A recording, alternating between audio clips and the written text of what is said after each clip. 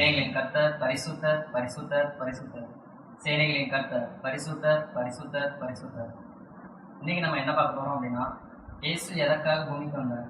நிறைய பேர் சொல்லுவாங்க, இயேசு எதற்காக பூமிக்கு வந்தார்னு கேட்டா, இயேசு பாவத்திலிருந்து ரசிக்க வந்தார், சாபத்திலிருந்து ரசிக்க வந்தார், வியாதியை சுகமாக்க வந்தார், வியாதியிலிருந்து ஒரு மீட்பை கொடுக்க வந்தார் அப்படின்னு சொல்லுவாங்க. நிறைய சமயங்கள்ல இதுதான் பிரசங்கிப்பாங்க. ஆனா இன்னைக்கு அதை எல்லாத்தையும் விட இன்னும் முக்கியமான ஒரு விஷயத்தை பத்தி நாம் பார்க்க போறோம். என்ன அப்படின்னா, ரோமர் 5ஆம் அதிகாரம் 17ஆம் வசனம் இப்படியாக சொல்கிறது, அல்லாமலும் ஒருவனுடைய மீறுதலினாலே அந்த ஒருவன் மூலமாய் மரணம் நம்மை ஆண்டு கொண்டிருக்க கிருபையின் பரிபூர்ணத்தையும் நீதியாகி ஈவின் பரிபூர்ணத்தையும் பெறுகிறவர்கள் இயேசு கிறிஸ்து என்னும் ஒருவராலே ஜீவனை அடைந்து ஆடுவார்கள் என்பது அதிக நிச்சயமாமே. ஆதியாகமம் 1ஆம் அதிகாரம் 26ஆம் வசனம், பின்பு தேவன் நமது சாயலாகவும் நமது ரூபத்தின்படியையும் மனுஷனை உண்டாக்குவோமாக, அவர்கள் சமுத்திரத்தின் மச்சங்களையும் ஆகாயத்து பறவைகளையும் மிருக ஜீவன்களையும் பூமி அனைத்தையும் பூமியின் மேல் ஊறும் சகல பிராணிகளையும் ஆழக்கடவர்கள் என்றார். வேதம் இப்படியாக சொல்லுகிறது.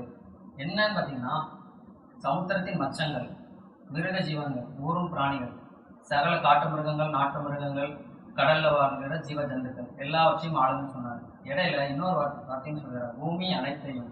தேவன் உண்டாக்கின எல்லாவற்றையும் ஆளக்கூடிய அதிகாரத்தை தேவன் ஆதாமுக்கு கொடுத்திருந்தார். கிறிஸ்தவர்களா இருக்கிற நாமே அநேகர் நம்ம எதுவும் உணர்வதில்லை. ஆனா தேவன் என்ன சொல்லுகிறார் அப்படின்னா, ஆழக்கடவர்கள், பூமி அனைத்தையும் ஆழக்கடவர்கள் என்று அவர்களை ஆசீர்வதித்தார்.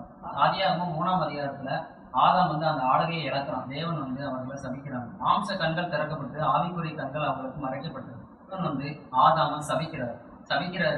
சபிச்சதுக்கு அப்புறம் அந்த மரணம் அவங்கள அனுபவம். எப்படி அப்படின்னா, 5ஆம் அதிகாரம் 5ஆம் வசனம் சொல்லுது, ஆதாம் வாழ்ந்த நாட்கள் எல்லாம் 930 வருஷம். அதே அதிகாரத்துல 27ஆம் வசனம் சொல்லுது, மெத்துசலா வாழ்ந்த நாட்கள் எல்லாம் 969 வருஷம். என்னோட ஆசை என்னன்னா, குறைஞ்சது அப்போ உள்ளவங்களே 930 வருஷம் 969 வருஷம் வாழ்ந்திருக்காங்க அப்படின்னா, அந்த சாபத்துக்குள்ளே இருந்தவங்களே இப்போ ஆசீர்வாதத்துக்குள்ள வந்துட்டோம். தேவன் அவர் சிலுவை மரணத்தின் மூலியமா சாபத்தை எல்லாம் முடித்து, ஆதாமுடைய சாபத்தை எல்லாம் முடித்து, ஆதாமுக்கு தேவன் என்ன ஆசீர்வாதம் கொடுத்தாரோ, ஆதாம் என்னத்தை இழந்தானோ அதை அப்படியே தேவன் கொடுத்திருக்கிறார் அப்படின்னா, 1000 வருஷமாவது தேவன் என்னை வாழ வைப்பார் என்பது அதிக நிச்சயம். அதான் வேதம் சொல்லுகிறது, கிருபையின் பரிபூர்ணத்தையும் நீதியாக ஈவின் பரிபூர்ணத்தையும் பெறுகிறவர்கள் இயேசு கிறிஸ்து என்னும் ஒருவராலே ஜீவனை அடைந்து ஆடுவார்கள் என்பது அதிக நிச்சயமாமே. கர்த்தர் உங்களை ஆசீர்வதிப்பாராக. இயேசு கிறிஸ்துவின் நாமத்தினாலே ஜீவனை கட்டவிழ்கிறேன், மரணத்தை இயேசுவின் நாமத்தில் கட்டுகிறேன். பரிகரிக்கப்படும் கடைசி சத்துரு மரணம். அந்த மரணம் அளிக்கப்படும் பொழுது ஜீவன் வருகிறது. அழிவுக்குரிய இந்த மேனி அழியாமையை தரித்துக் கொள்ளும், சாவுக்கு ஏதுவான இது சாவாமையை தரித்துக் கொள்ளும். எப்பொழுது மரணம் ஜெயமாக விளங்கப்படும் பொழுது இந்த மேனி, சாவுக்கு ஏதுவான இந்த மேனி சாவாமையை தரித்துக் கொள்ளும், மரணத்துக்கு ஏதுவான இந்த மேனி ஜீவனை தரித்துக் கொள்ளும். இயேசுவின் நாமத்தால் உங்களை நான் ஆசீர்வதிக்கிறேன். ஜீவன் உண்டாவதாக. ஆமென்.